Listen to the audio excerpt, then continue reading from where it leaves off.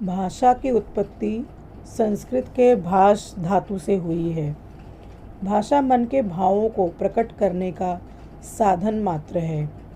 प्रत्येक जीव अपने संकेतों के अनुरूप ध्वनि प्रकट करता है।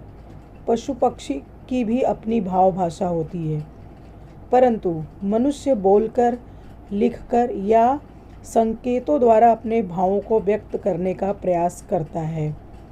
भाषा मुख्यतः 3 प्रकार से व्यक्त की जाती है। मौखिक भाषा, जो भाषा मुंह द्वारा बोलकर प्रकट की जाती है वह मौखिक भाषा कहलाती है। दूसरा लिखित भाषा, जिस भाषा को हम लिखकर व्यक्त करते हैं वह लिखित भाषा कहलाती है।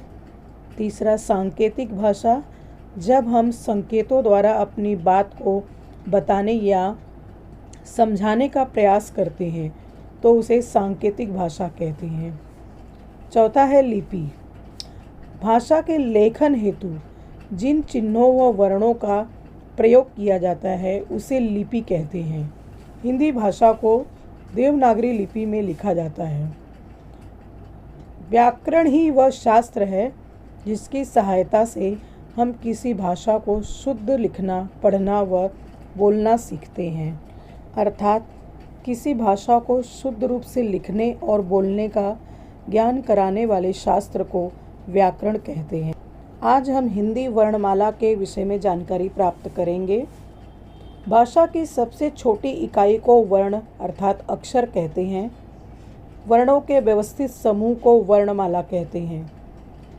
वर्ण के 2 भेद होते हैं, स्वर और व्यंजन। स्वर की परिभाषा, जिन वर्णों के उच्चारण में किसी दूसरे वर्ण की सहायता न लेनी पड़े, अर्थात जिसका उच्चारण स्वतंत्र रूप से किया जाए उसे स्वर कहते हैं।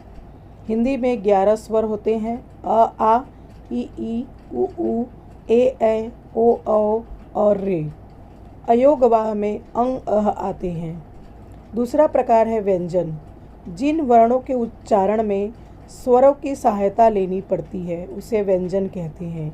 हिंदी में 35 व्यंजन होते हैं तथा 4 संयुक्त व्यंजन होते हैं। अर्थात हिंदी में 11 स्वर, 35 व्यंजन और 4 संयुक्त व्यंजन होते हैं। हिंदी वर्णमाला में कुल मिलाकर 50 वर्ण होते हैं। स्वरों के उच्चारण में किसी अन्य वर्ण की सहायता नहीं लेनी पड़ती है, किंतु व्यंजन के उच्चारण में स्वरों की सहायता लेनी ही पड़ती है। व्याकरण को सीखने के लिए सबसे पहले भाषा की वर्णमाला की जानकारी अवश्य होनी चाहिए।